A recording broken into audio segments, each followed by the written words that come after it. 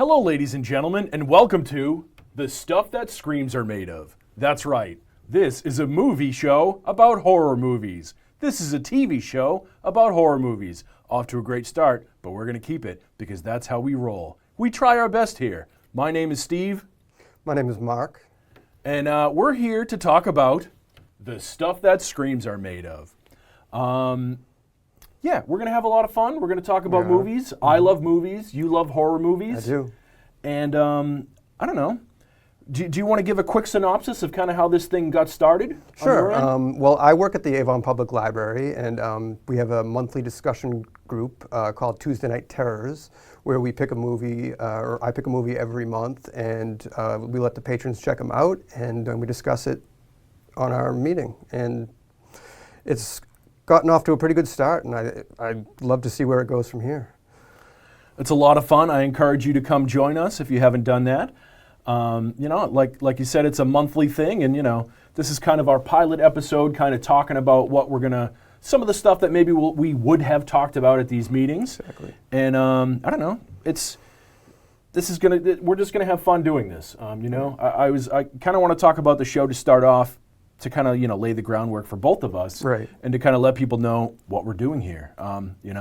And a thing that kind of popped in my head is I'm learning how to play guitar, and am I doing that because I think I'm going to be better than Jimi Hendrix? No, I don't. But I'm doing it because it's fun, and I kind of want to add to the conversation. And there's plenty other movie shows that are out there. Maybe we could do it better than some of them. Maybe we won't be as good as others. But it's fun to participate. It's fun to be able to, watch these movies and have, we're going to be able to talk about it. And maybe someone out there is going to get something from this, and they'll say, oh, I didn't realize that about this movie. Or, maybe we'll enhance the experience of people's watching with it. So, I don't know. We're just here to have a conversation, have some fun, and I hope you guys enjoy what we're doing here. Exactly. I've always been a movie guy my whole life. I think that the horror genre is what attracts me to movies most, because it's shocking, thrilling, thought-provoking. It's a genre that has its own separate subgenres, like comedy horror, slashers, gothic horror, classic monster movies. There's just something for everybody within the genre. And I've been basically obsessed with it since the DVD era, in my early 20s. And I ended up building a collection of about 1,000 titles. Sold off a couple of those since then, but 1,000 DVD titles? Wow, impressive. I like that. So I became a collector and I became a fanatic. So it really helped that DVD and Blu-ray came out, so you could just rent them or buy them, and you see them in their original uncut form. Whereas prior to that, it was VHS, and you never knew what you were going to get. You could get a cut movie, or it was not in widescreen or something like that. Very cool. All right, so about me. All right, let's see. I like movies. I like to watch movies. I like to listen to podcasts about movies. I like to read books about movies. I like to sit in a movie and sit at home and watch movies, and I like the way they make me feel. And that's something that I discussed with you earlier, that, I was thinking that I'm kind of going to be the heart of it and you're going to be the head of it, because you have so many facts and you're so knowledgeable. And I'm not a big horror movie guy. I do like a lot of movies, and I do like horror movies. I like good horror movies. So maybe you'll teach me some bad horror movies. Maybe you'll teach me some stuff about, even in these bad movies, what's good in them. Right. Maybe you'll make me feel ways about movies that maybe I didn't like before. I don't know. I'm looking forward to this, and I think it's going to be a lot of fun. So a little bit more about me. Let's see. I had a blog. I wrote for a blog. I did movie reviews, so that was a lot of fun.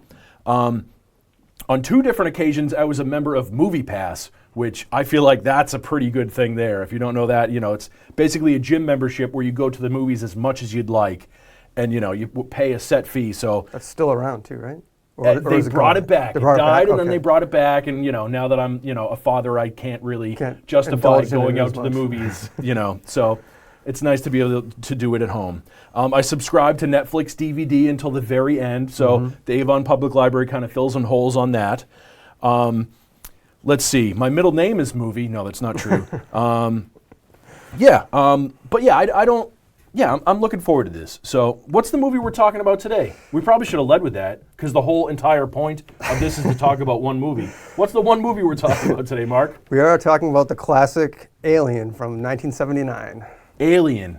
Alien. Tell me more about Alien. Tell me more about how it was made. Tell me about some of the background. Some of the background, it basically starts with writer Dan O'Bannon. He had written a screenplay, and it was called They Bite, and it was about a bug-like creature picking off people one by one.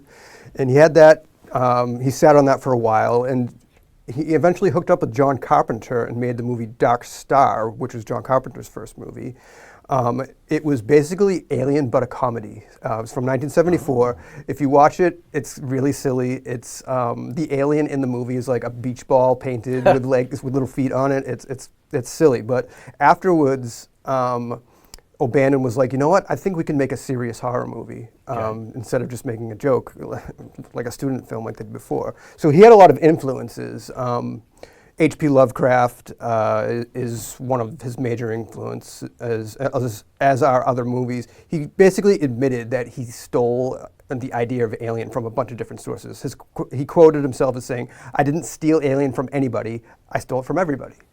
So I like that. I was just listening to a podcast today, and they were talking about Tarantino, right. And they were saying He's a lot type. of, he does a lot of sampling of influences and taking this, and they were saying that maybe today that might be a little bit more difficult because it's easier to find the influences. Mm-hmm. But yeah, it's one of those things where is this podcast or is this TV show going to be like, are we sampling from any other? It's one of those things where it's like it's two guys talking about movies. How different is it going to be or can it be? But let's try and take what we've consumed and make a better thing about it to make people enjoy something. So I don't know. So.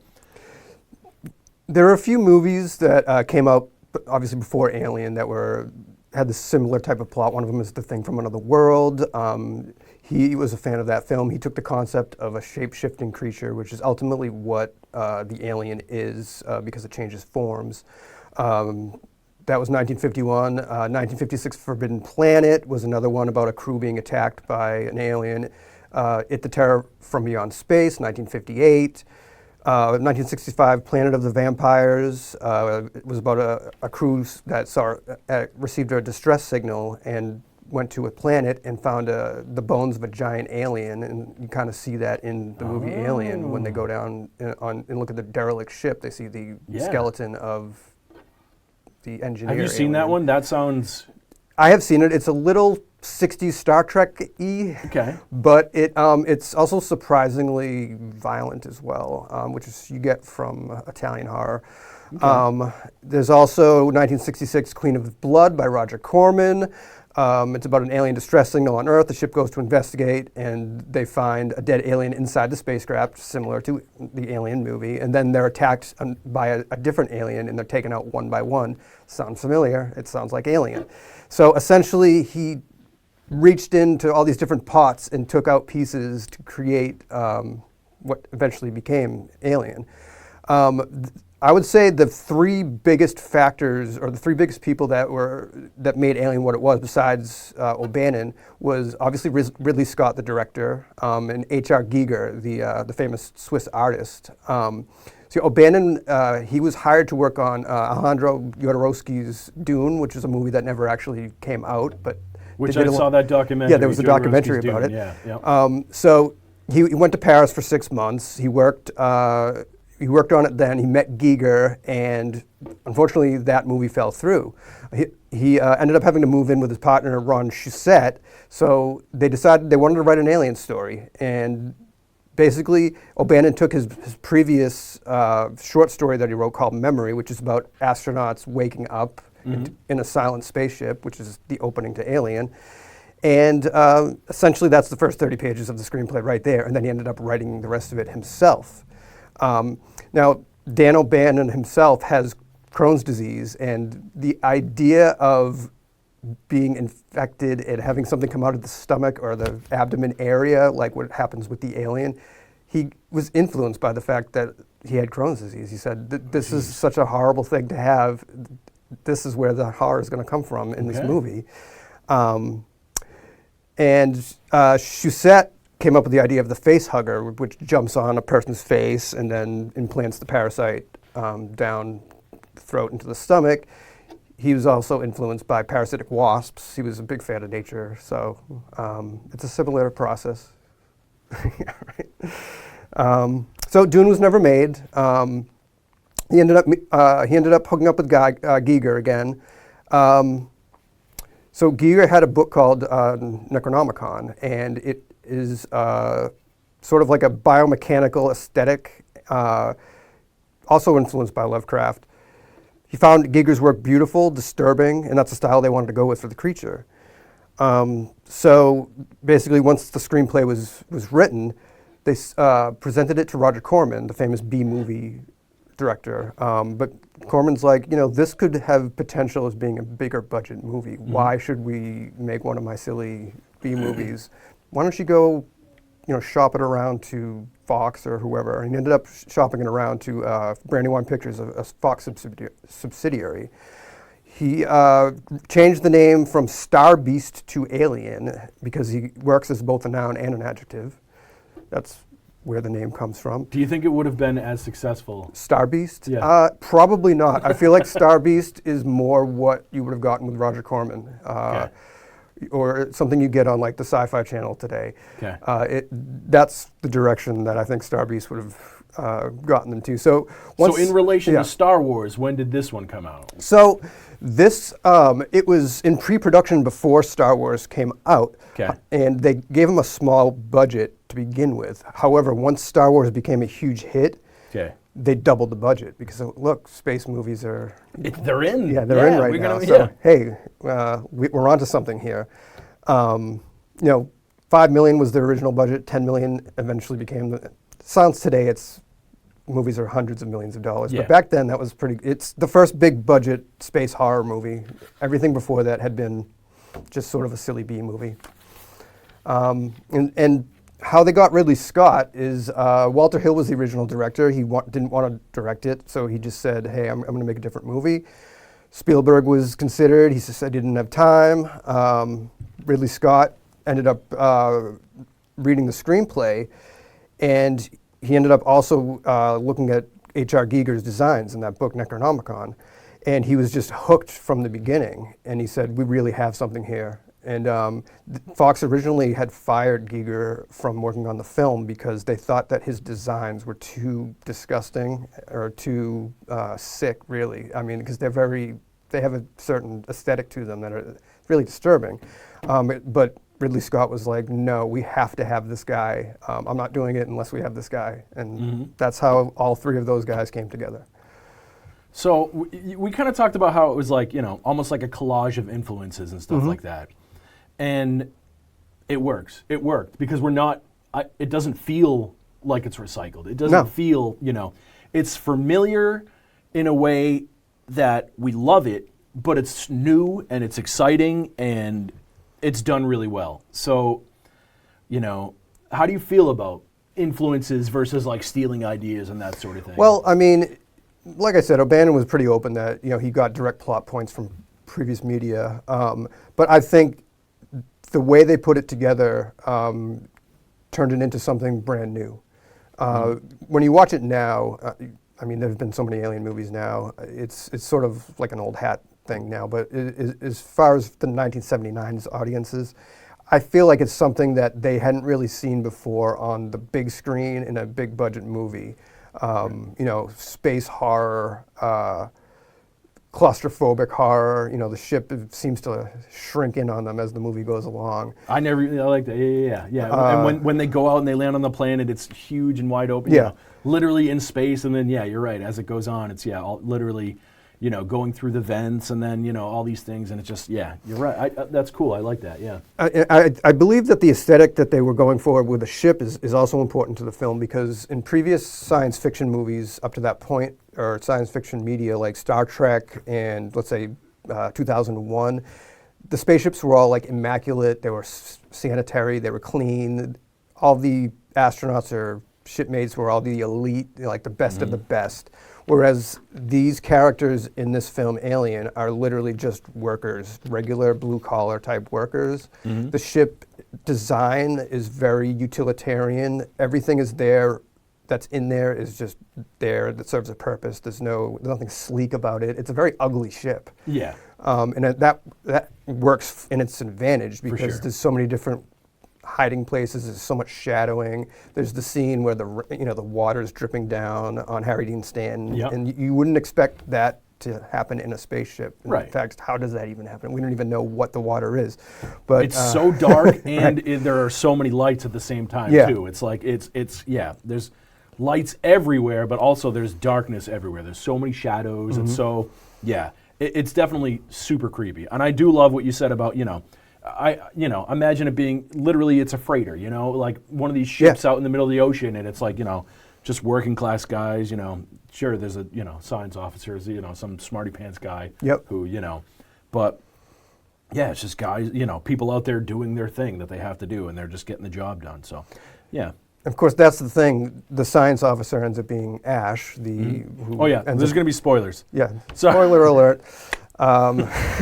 Ash is the android, and Dallas, the captain, said, he just sort of replaced the other science officer at the last minute. So it seems as though the company behind everything, Weyland-Yutani is the name of the company, they seem to know that this entire event was going to take place. And I believe when I watched the movie, I interpreted it as Ash understanding every step of the way what's going to happen. Ultimately, he's the one that lets it on the ship. Right. Because Dallas is like, let us in. Once Sir John Hurt gets the face hugger on his face, Sigourney Weaver Ripley goes, no, we can't. We have protocols. We have quarantine. We can't do it. And all of a sudden, this science officer is just like, no, let him in. And it's like, wow, you just sentenced your whole crew to a possible death at that point. So I think that he was kind of in on it from the beginning. Okay, I like that idea. I mean, I could see that. I could see that being possible. Yeah, there's the more questions you ask, the more you're like, wait a minute, why? Like, why would you go to wherever it was? What are they picked up minerals or something like that? Yeah, and it's like, we why don't would you know go pick exactly up what they're minerals doing. and then come back? Like, why not just send people to go get it and come back? But I don't know.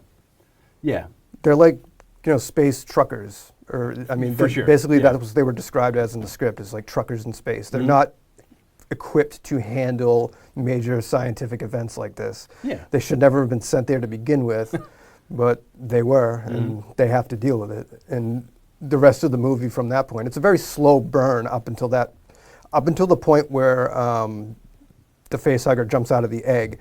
Everything is very slow, plodding, tedious, but I think that works in its advantage because everything goes into overdrive after that.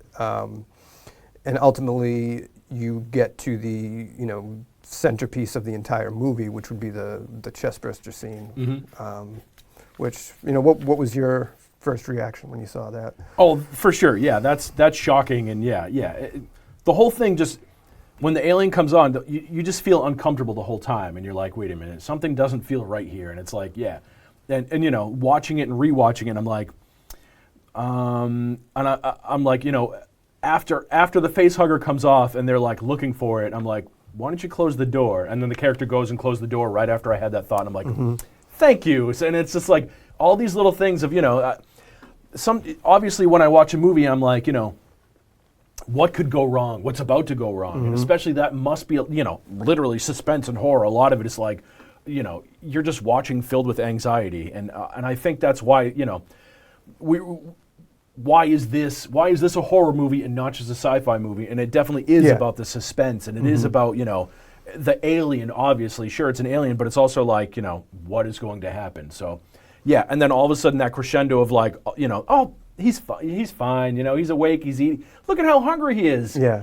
Oh no, now everybody's in trouble. It's not just he's in trouble, Right. everybody's in trouble. And it was funny too, immediately after that, it struck me, they didn't want to get rid of the carcass of the face hugger after it had fallen off and died, but immediately after it burst out of his chest, they, put him in a little mummy thing and they shot him out of the airlock. And I'm like, oh, okay, I mean, just get rid of him, but, So that's a little clue as to like, oh, okay, The alien is more important to the Exactly. to the company at that point. But with the chestburster chestburster scene, I think one of the reasons why it works so well, you have to think about it in the eyes of a 1979 audience.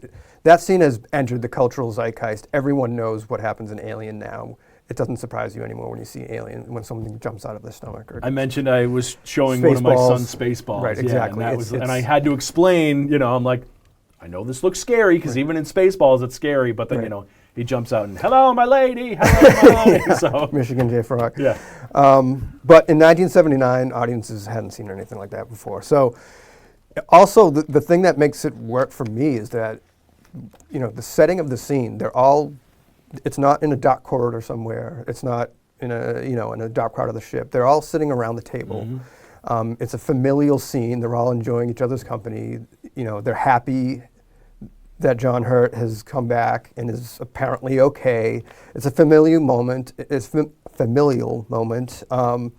It's just, you don't really think anything bad is going to happen right away, and then all of a sudden it just goes completely off the rails. Mm-hmm. Yep. And the shooting changes from instead of being a static shot showing them all eating, it just, once he starts coughing and once the blood starts coming out, the camera cuts to all these different angles and it becomes a true horror piece. But the funny thing about that scene is the cast, they did know that there was going to be a creature coming up out of John Hurt. What they didn't know was how much blood and other things was going to be shown on camera. So when they were called to do the scene, the cast walks into the room and they see that all of the camera members, the cameramen and the people working on set are all wearing ponchos and raincoats, and they're like, "Uh-oh, Suspicious. something's going to happen here." Uh-huh. They knew that John Hurt was lying on the table with his torso underneath the table, and then a fake torso was spread out onto the table to make him look like he's lying on the table. So a puppeteer is underneath the table. The little chestburster is just a puppet on a stick, and they just force it through. And they knew that was going to happen. What they didn't know was that there was going to be all of this blood squibbing and all these pumps just churning out blood and other awful, they used actual sheep guts for certain parts of it. Okay. And some of it ended up getting on actress Veronica Cartwright's face. Yeah. So I remember that shot. Yeah, that so shot of her, you could tell. Yeah. it gets on her face and she falls down, and she literally fell down. Jeez. And that's her actual reaction in the movie. And she goes, "Oh God." So that was all basically a real reaction to what was happening in front of them. I think that's what makes it work so much more, is just you're getting a natural reaction, and it's just the way it's shot. I just can't imagine being a moviegoer and seeing that scene in 1979, and just because you had never seen anything like that before. Mm-hmm. Yeah. And nowadays, though, we've all seen it, so it's kind of Still, yeah, it's got to be a first one. Yeah, it's shocking. Yeah. All right, so I can't think of Alien without thinking of the rest of them. You know what I mean? Because there's Aliens, there's Aliens 3, there's Aliens 4, there's Aliens 5. What are the rest of them called? So there's 7 films now in the main Alien series. There's, of course, Alien, Aliens, Alien 3, Alien Resurrection, Prometheus, Alien Covenant, and the one that just came out, Alien Romulus. There's also 2 crossover films with Predator, Alien vs. Predators 1 and 2. Those didn't do so well, but... Which in Romulus, because after this discussion, I ended up watching Romulus, and I liked, and very early on, they had this guy in it too, which I very much enjoyed, so... Yeah, I mean, the franchise itself has, I mean, if you think of what franchises have gone on for a long time, Star Wars, Star Trek, this is straight from since 1979. They've had something come out, whether it be a novel, a TV show. They have a new TV show that just came out last year, a movie, a comic book, a video game. They created an entire new franchise, Alien vs. Predator, out of the Alien and Predator franchises. So it became a phenomenon. Ultimately, it's probably the most well-reviewed science fiction horror movie of all time, and has a cultural influence that is as great as any franchise. Maybe not on the level of Star Wars, but we're dealing with something different here. This is a horror franchise. It's not for the kiddies. So maybe the audience isn't meant to be as wide in Alien as it is in Star Wars. But like I said, Spaceballs came out. There's the Nintendo game Metroid. If you ever played that, it takes a lot of its imagery from Alien. There's a xenomorph-like Never even thought of that. creature. I like that, yeah. There's one of the villains is called Ridley instead of Ripley, and it's basically Okay. it looks like a xenomorph. The final boss is Mother Brain, and that's named after the computer. So it's as successful a franchise as you can possibly make. I also feel like the movie itself was prophetic in that we're dealing with artificial intelligence in Ash, the character. And we are now dealing with possible dangers of artificial intelligence today. Does AI, will it only care for corporate profits over the lives of people? It literally did in the movie Alien. Right. Is that going to happen now? So I think it was way before its time. Definitely, yeah. I love pictures into that, dystopian future, that sort of thing, Blade Runner, all those gritty things where it's like, I even just recently watched the new Running Man movie, and it's, it's maybe because it feels so familiar, all these images of looking into the future of, hey, guess what? It's not going to get better. Obviously, it's going to get better in some ways, but guess what? Certain things are going to get worse. Right. It's fun to live in imagination land. Right. Like that. This takes place 100 or whatever years in the future, and while there are obvious technological advances, there are still the same troubles that plague humanity. There's still workers on the low end of the totem pole. There's still corporations that just don't care. With people with ulterior motives. It didn't become Star Trek in that universe where Star Trek everything's like utopian almost. In the Alien universe, not much has changed for the better. It's just the same old humans doing human things. The way, and you said within the universe, I like to think about that. That's, we kind of talked about why was it so successful, and it's, you kind of mentioned that sometimes they put little breadcrumbs in there that's like, there's things in there that aren't really necessarily explained, but it does feel like a whole universe. And there's all these things where it's like, this is there because it's there, and, then all of a sudden they have like a whole backstory based upon one little tiny thing. Right. And, it's just kind of fun to live in that world. It's fun to as scary as it is and as dark as it is, I think that is why it's so successful, is because it's like, it respects the viewer, you know what I mean? And it's almost like, let's find out more about this thing that's interesting. Right. It leaves a lot left to the imagination. There's, the entire sequence where they go down to the planet and they come across the derelict spacecraft. And that spacecraft looks like nothing like any other spacecraft we've seen in cinema or film. It looked almost alive. It had like biological aspects to it. There was the space jockey who's just this gigantic skeleton, and he's lying there. You don't know where he came from. You don't know what he is, but they find out that something burst out of his ribs from the inside, and that's an ominous thought right there, because that tells you what happens in the rest of the movie. But, they left it as a mystery as to who or what the engineer was. I believe Ridley Scott was of the opinion that he was a race of people that used the alien eggs as sort of weapons and dropped them from his ship onto planets that it wanted to conquer. So the thing it was sitting at, could that have been a device to shoot these eggs at something like that. It's possible. And then all of a sudden, one of them got loose and infected him. I like that. That was his idea. Obviously, he ended up changing it for the movie Prometheus, which is a prequel, and now the space jockey, now called an engineer, has a completely different backstory.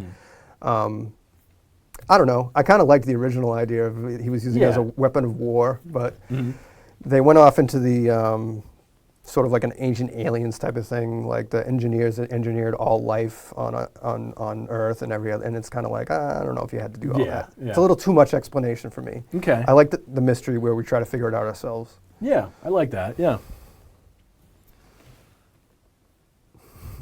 All right.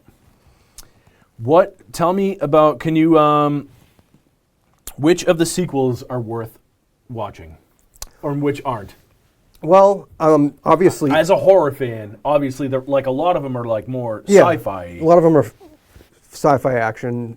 I would obviously recommend Aliens from 1986, Which is James definitely way Cameron. more action. James Cameron's seminal space action movie. Titanic. Yeah, it's just. If you like Titanic, you're gonna love Aliens. Well, I mean, all of his movies basically, Terminator, True Lies, Avatar. He's never really had a flop if you think about it. Right. Yeah. Avatar.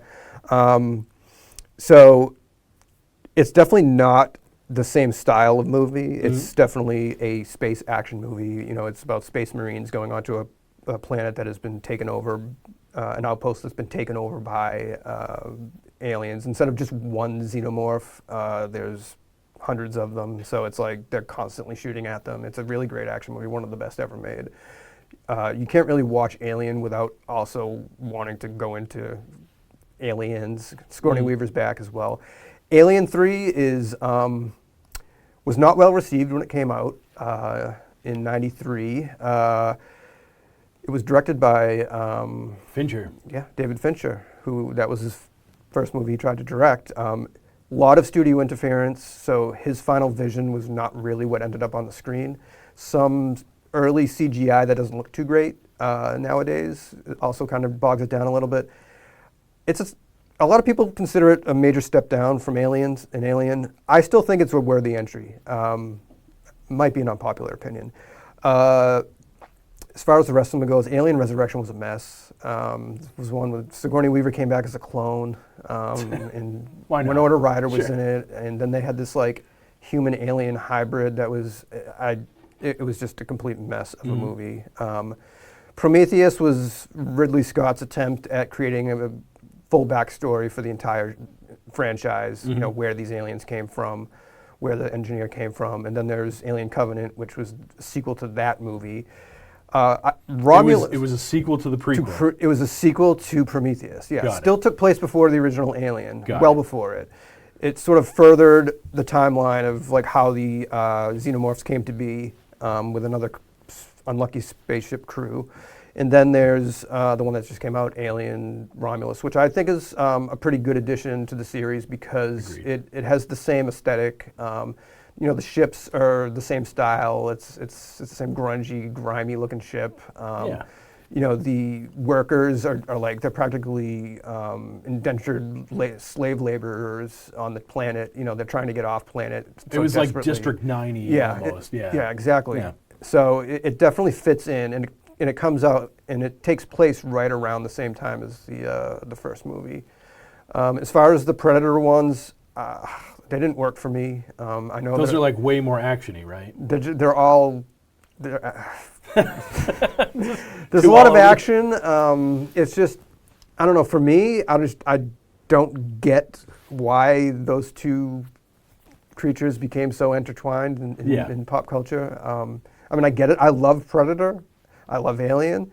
When you put them together, at least on film, it hasn't worked. Yeah. So maybe they just need better storylines for Okay. it. And then there was the TV show that came out last year that was also a little strange. But overall, I think it was a good addition to the franchise. Nice. Cool. Anything else we should touch on? This was like super fun. Yeah, no, this was very fun.